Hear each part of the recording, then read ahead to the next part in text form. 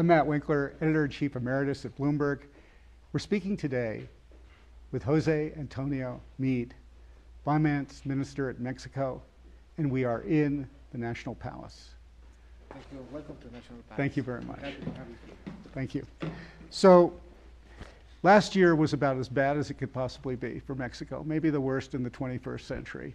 Everything that could go wrong financially did. The peso collapsed, the stock market was unraveling, the bond market was unraveling, and here we are 6 months into the new year, and the peso is the strongest currency in the emerging market. That's 26 countries we're talking about. Is it too good to be true, or do you think there's more to come? I actually think it's not too good to be true. And it's always hard when one talks about the economy to argue about counterfactuals, and it's always hard to argue about context. Everybody knows we've been in the spotlight these 5 or 6 months, that it's been difficult for Mexico. And the numbers are as you say, and the peso behaved the way that you described. But it's actually been a very difficult couple of years for Mexico context-wise. I think that if people had actually looked at what was happening in Mexico, not the last 6 months, but the last couple of years, they would have seen that there was a transformation in Mexico that modified the structure of the economy, that modified the fundamentals, and that would have made the recovery that we've seen relatively easier to forecast. It's been difficult.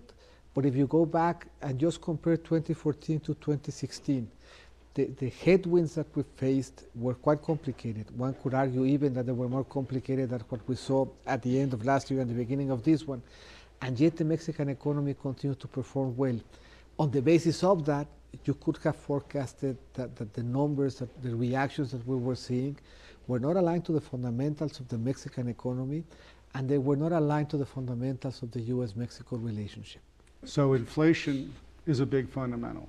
It is. It is up this year. It is up this year, but it's really measured inflation, and it's no different to what you saw in the rest of Latin America. In the rest of Latin America in 2014, when you had a big shock in the commodity prices, you saw a lot of feedback into the inflation cycles of the Latin American countries. That happened slowly in Mexico. That indeed in the rest of Latin America, the exchange rate behaved well. It behaved better than the case of the rest of Latin America. But at the beginning of this year, we had 2 shocks. We had a shock to the exchange rate, and we had a shock in the energy prices. In both of those cases, and those are 2 relative prices that are quite important, what you saw were adjustments in the relative prices, an increase in measured inflation, and what we should expect, I think, going forward, what I think the markets are looking at in terms of inflation expectations, is that was a one-off. There was a change in relative prices and not a change in the trend or the underlying dynamics of inflation in Mexico. So it will come down. It will come down. Traders say it may come down to less than 4%. I agree. And that should happen, I think, relatively quickly. It should start happening by the end of the second semester, and it will clearly happen by early next year. So back to the peso. If you go back to 2014, just to give an idea of context, 2014, the oil platform in Mexico was 2.4 million barrels per day. That's down from 2.7 average the last administration, and that's down from 3.3 12 years ago in 2004. And by this year, it's going to be 2 million. We have not seen that level of platform in Mexico since 1980. That's a drag on our economy, and that's why the energy reform is so important. The price of oil, being Minister of Finance, 2014 above 100 at the beginning. February of last year, 18, which is why now when we see it at around 40, it's actually a pretty good number. That means that from the perspective of public finances, the challenge for the Mexican economy was very important. Well, growth. Every single number that was forecasted at the beginning of the year was proven to be optimistic relative to how the year behaved. That could change in 2017. That was not just Mexico. U.S. industrial production, anemic for the last couple of years. Global trade, anemic for the last couple of years. All of those things taken into consideration should have resulted in Mexico growing 2% less than potential growth. And this year we're seeing the Mexican economy growing at 2.8. All of our numbers, from private consumption to exports to manufacturing to the agricultural sector, credit, every single number is pointing to an economy that's doing in the neighborhood of probably south, a little bit north, I'm sorry, of 2%. Had we had better context, we would do in close to 4. So that shows that the reforms are working, that the economy is more flexible, that it is more modern, that it has become more complex and therefore more resilient, and that our sources of growth are well balanced. And you could have seen that way back in 2015, 2016, and that I think should have pointed to the fact that our fundamentals were well anchored and that the markets overreacted. So traders see actually Mexico growing faster in GDP than any country in this hemisphere by 2019. Do you think that's optimistic? I think that's realistic, and I think you don't have to go back into, or you have to go forward to 2019. We're going to do better than the Latin American average. We should do better than the US and Canada. We're doing better than the OECD on average. And that's with the headwinds that we've described in 15, 16, and early 17.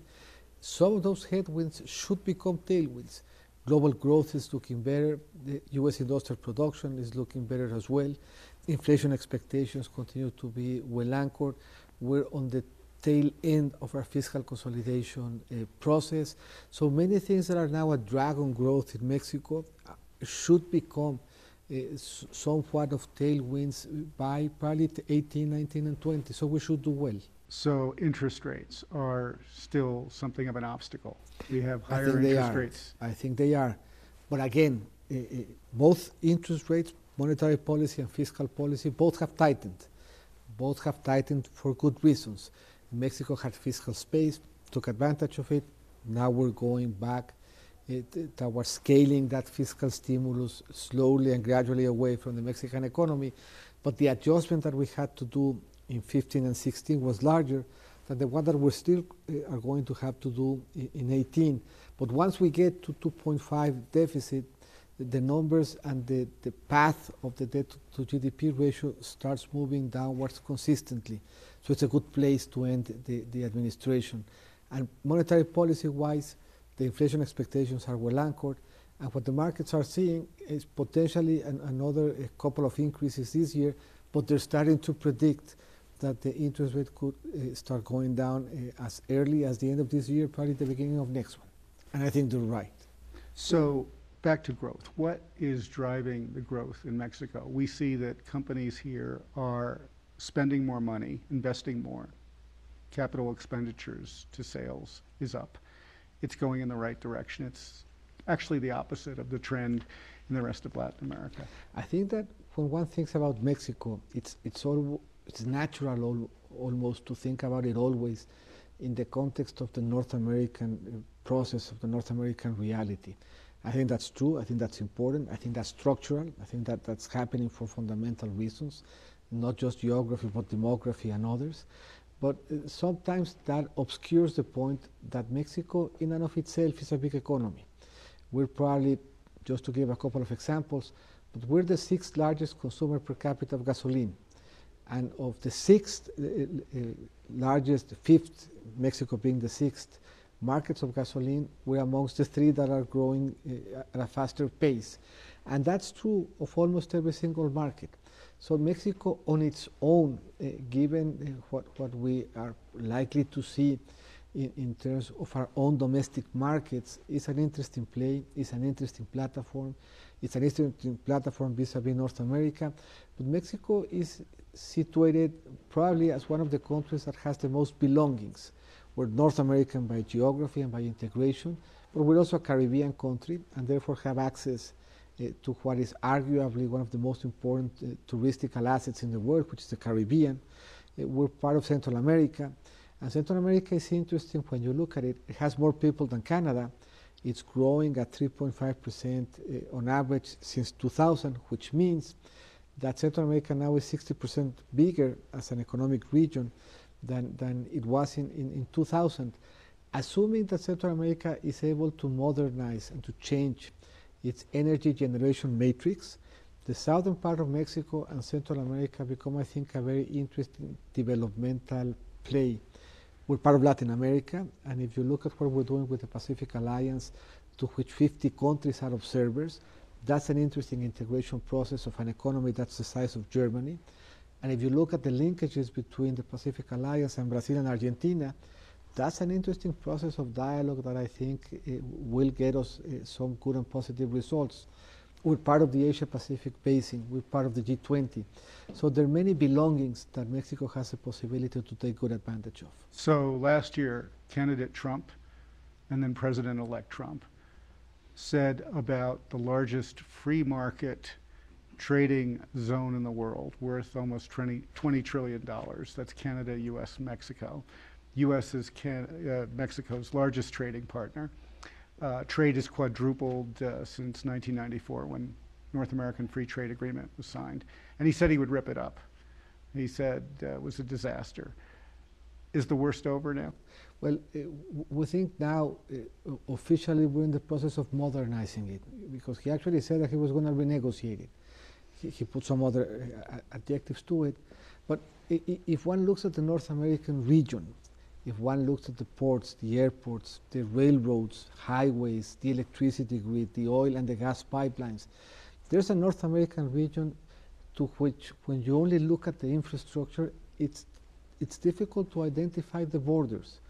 And one can argue whether that came about because of NAFTA, or whether NAFTA came about because there were real dynamics that made the North American region something that made sense in and of itself. I mean, Mexico has a lot of free trade agreements, but none of them have resulted in the level of integration that the North American region has seen.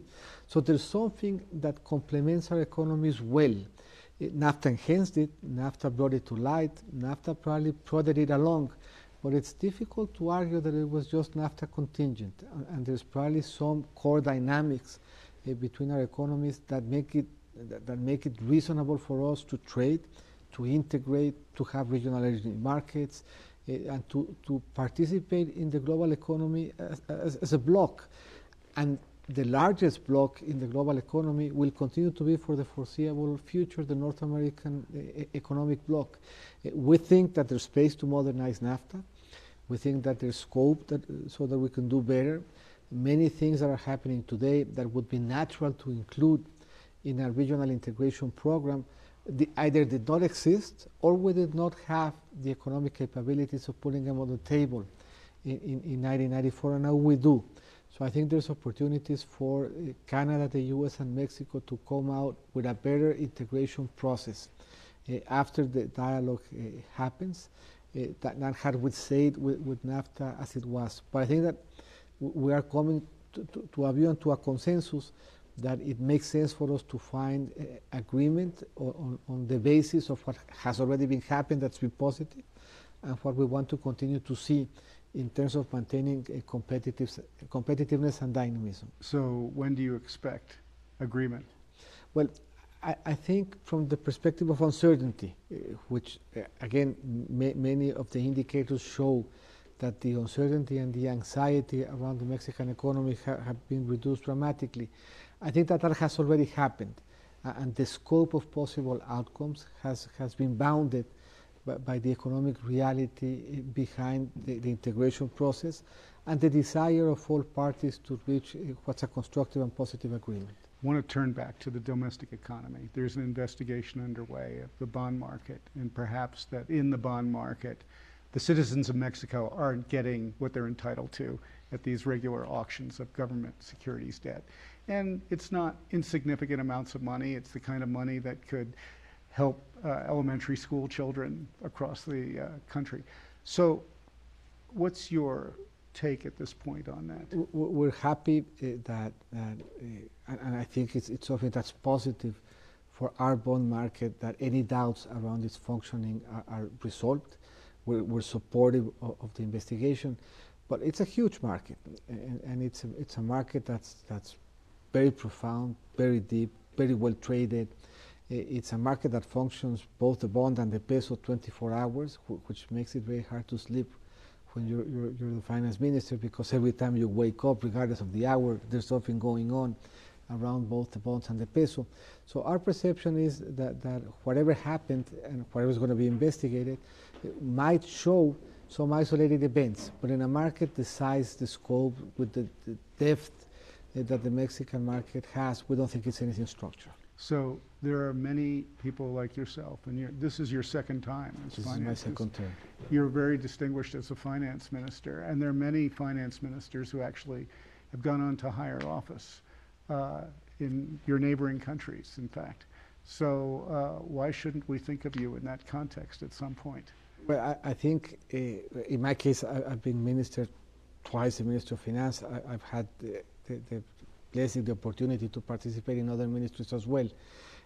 But I think that it's early. It's early in the process. In politics, even though there's always anxiety and there's always speculation, in the case of Mexico, the speculation starts almost immediately after the election starts.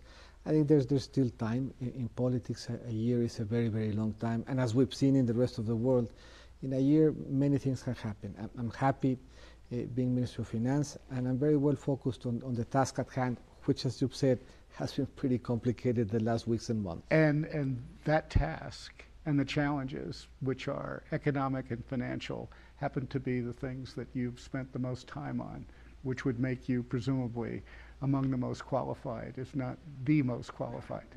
I'm grateful, but still, I think that if one is distracted by thinking about what's still a long way into the future, one loses one increases the possibility of losing the eye from the ball. And in the world of finance, you can do that. So we're very well focused on the challenges at hand. Mr. Finance Minister, thank you very much. Thank you. We'll watch this space. Thank you.